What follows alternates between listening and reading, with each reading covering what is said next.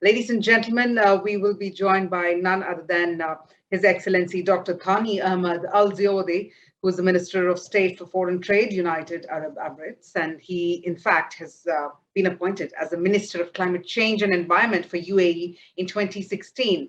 And previously, he was also the Director of Department of Energy and Climate Change within the Ministry of Foreign Affairs. And he was also serving as a permanent representative of the UAE to the International Renewable Energy Agency. Ladies and gentlemen, while we gather his insights, we will also be having Vinod Mahanta, Senior Editor of the Economic Times, who will be spearheading this very important conversation with Dr. Thani bin Ahmed Al Zeyoudi. Ladies and gentlemen, let's deep dive into this conversation. Thanks so much, Kavya. Dr. Zeyoudi, welcome to the Global Business Summit 2022. Let me start with CEPA first. The Comprehensive Economic Partnership Agreement signed recently between UAE and India is India's first bilateral trade agreement in the MENA region. Which are the areas where you think CEPA will help further trade between the two countries? Hello, Vinod. It's really a pleasure and an honor to be with you all today. And congratulations to all of our business communities and our governments and people of both nations for the successful conclusion and the signing of the Comprehensive Economic Partnership Agreements between both nations. We do understand that the agreement is going to boost the trade and boost our economic growth in the upcoming 10 years. And based on the numbers that we have done through our economic models, there will be a huge impact on the UAE, which is around 1.7% impact on our GDP for the upcoming 10 years, and around 0.7 on the Indian GDP for the upcoming 10 years. There will be so many sectors. We're talking about elimination of tariffs for more than 80% of our commodities that are in trade between both nations. And we know for sure it's going to have accessibilities to so many service sectors. We're talking about more than 11 sectors and more than 100 subsectors in the service sectors, which means that we're going to bring in so many business opportunities for our SMEs, investment companies, and private sector. It's a very comprehensive agreement. It covers a lot of topics. How much time did it take you to negotiate between the two countries? It took us almost 88 days. The spirit between both teams were very forward-looking. The agreement just documents beyond the relation between both nations. We saw that during the pandemic, how both nations stepped to support each other throughout the whole pandemic. And we know that this is going to be only a mechanism just to boost this strategic relation between both of us. So the 88 days were in the conclusion of the negotiations, and we're now in the final process of ratification of the agreements. We have done it even from our side, and we're going to communicate it officially to the Indian colleagues and counterparts very soon. It's going to make Indian exports grow more competitive for sure. I was looking at some of the ratifications. Do you expect the CEPA to also accelerate FDI inflow from the UAE into India? Absolutely. You know, the agreement is a win-win agreement. It's going to enhance and expand on the export and imports from both sides. It's going to have a huge flow of investments for both nations. We have already detailed some of the governance to encourage the companies and the investors, the sovereign wealth funds to get together in certain sectors which are an interest for both nations. And we're going to work as well and capitalize on the existing governance systems through the Higher Committee on Investments, as well as the Foreign Affairs joint committees, and supporting and expediting the investments and the flow of the investors to India. We know that even the goods that we're going to export from UAE to India are going to be one of the main raw materials or inputs for many industries. So we know for sure it's going to create a lot of jobs and create a lot of entrepreneurs, unicorns in the Indian markets. So it's not only the numbers that we're announcing. The impact and the spillover from the agreements is just beyond the numbers and the economic models which you usually see in such agreements. So you spoke about jobs, and Indian workers make a large proportion of all workers in the UAE. And your government has also announced a new labor law. You think between the new law and SEPA, they will help even more, generate even more employment for Indians? Let me pick on something here. Based on the economic model, we're going to create around 140,000 highly skilled jobs through this SEPA and the UAE. And vice versa, there will be more than 1 million created highly skilled jobs in Indian markets. And we're very conservative when it comes to the numbers throughout those numbers. But for sure, now we through the amendments of the laws that we have done in the UAE, it's based on the best practices in the international communities, and we have updated so many other workforces and the residency system in the UAE. Those laws and those modifications in the systems are going to boost the attractions of the talents to the UAE, and we're going to ensure that we're opening businesses as well to the entrepreneurs, the investors here in the UAE. The new employment law has revised the contract terminations and the services and family-centric policies, which the maternity leaves. So we did those best practices on the laws that we have taken consideration. When it comes to the SEPA and the link to those laws, we're going to ensure that the movements of the service providers to the UAE, and we're going to work closely to ensure that we work together in creating more jobs to our communities. What is the initial reaction of the Indian business community in UAE and also in India on the signing of SEPA? Well, it's not the first reaction because the Indian community here in the UAE and business community in general in the UAE are an integral part of the whole SEPA discussions. They've been in consultations with us throughout the whole process, and we were taking their feedbacks, their comments throughout the whole developments and negotiations of the agreements, and vice versa. We know that our counterparts in India did the same, and they did a lot of consultations, and they did take so many of their feedbacks while the negotiations were happening. The feedback after we announced it were very positive. They're very excited. They want to look forward. Now we're not looking at only our both nation market. We're looking at beyond our conventional markets. We're talking about the African regions and African market access, how we can work together on the East Europe markets and some of the SANS nations, and for sure the bigger markets in Asia, and how can we join forces in exploring working together in those markets. One of the things that Indians have done really well is basically built a very good startup system here. And that's a startup system basically which can be transplanted into Dubai and other places in UAE, and then from there to Africa. So do you foresee that happening? Absolutely. That is going to be one of the added value for the SEPA. We know that we'll have so many new business people and entrepreneurs, unicorns, built from the SEPA. And we know for sure that it's going to as well facilitate their expansions and their growth from the UAE. The discussion has already been happening. There are some other initiatives which has been as well announced during the summits between our leaders, like the Indian markets and the industrial zones, which for sure are going to be a platform and an ecosystem for the entrepreneurs to start their businesses and penetrate the bigger markets from the UAE. Sure. Dr. Zeyoudi, we've gone through a tough 2 years because of the pandemic. How has the UAE economy recovered? I mean, how's the bounce back? When in India we've seen very strong bounce back, and maybe the GDP will grow by between 8 to 8.5%. How has UAE done?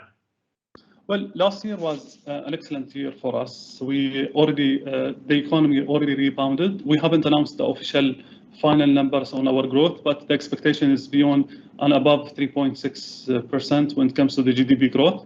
The foreign trade did fantastic job. We had a bigger growth in comparison to 2020, around 27%, and around 11% in comparison to 2019. So the foreign trade has already rebound. We recovered already from the pandemic.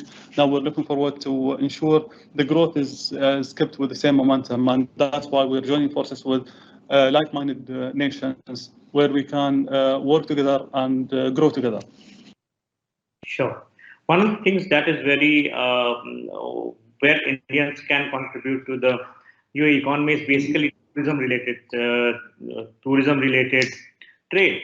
How has tourism from India? I think Dubai was one of the only places where Indians traveled outside of the country in the last 2 years. Have you seen a bounce back in that in tourism too? For us, the Indian tourism are a key and integral part of our tourism sector. And with the tough times in the last 2 years and the air bubble agreements, and as well as the restrictions with the couple of waves of the pandemic, it slowed down the tourism. However, we're very optimistic that this year we're going to things are going to come back very quickly. We already had an excellent hotel room occupancies last year. The Dubai airport and Abu Dhabi airports are becoming busier and busier, and we know for sure things are picking up soon. We're looking forward for the restriction elevations from the globe, and we welcome back our colleagues, friends from the Indian tourism and tourists to the UAE.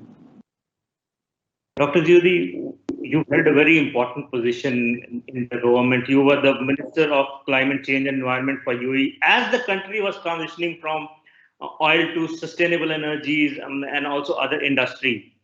How is the economic diversification program going on?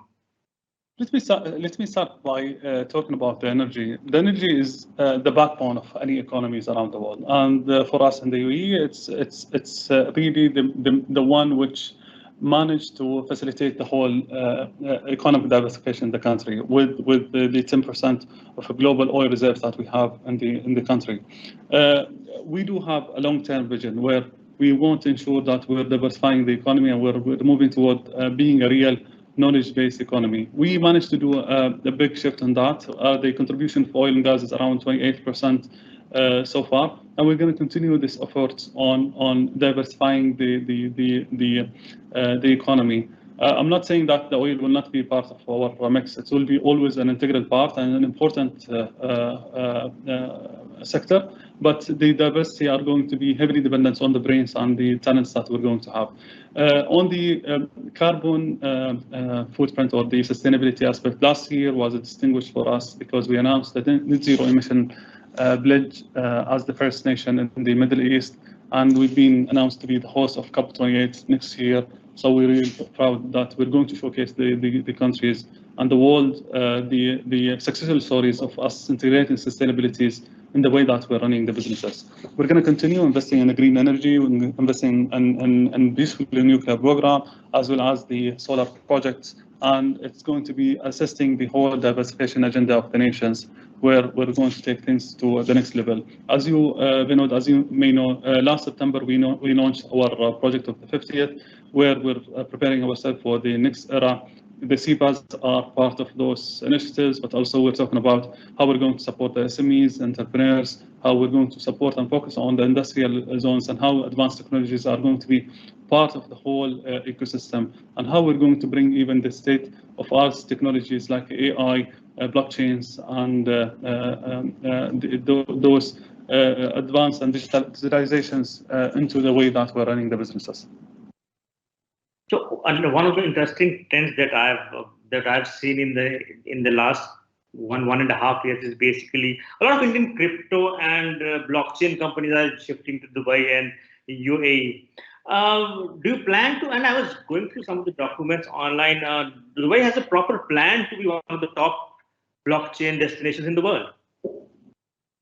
Blockchain and cryptocurrencies are definitely real interest for us as a nation, and those are going to be the futuristic sectors, and we have to be ready and start building the governance infrastructures to ensure the readiness for those way of running businesses. But also at the same time, we're seeing trends on soft developments, on app applications, AI, advanced algorithm, which we see the talents are migrating to the UAE. Globally, if we're talking about the numbers, globally, the blockchain market is set to be around 60 trillion industry by 2026, which is only 5 years from here. And we do recognize that there is a huge potential, and we have to be proactively positioning ourselves as capture markets to those international interested entities, stakeholders to come and open in the UAE. So we're adopting and implementing the next generation of regulatory system where to ensure that those companies are going to be having the right ecosystem by talking directly to them, and we're approaching them this issue in very right balance without harming the way that we're running the conventional sector that we have, either through the encouraging the innovations, ensuring the compliances, and as well consulting and continuing the discussion and the dialogues between all of us. Just last year, we've been having so many meaningful interests from the world, from India, from Europe, from Asia, from America, and we're going to ensure that this is going to be one of the attractive sectors to the FDI strategy that we have.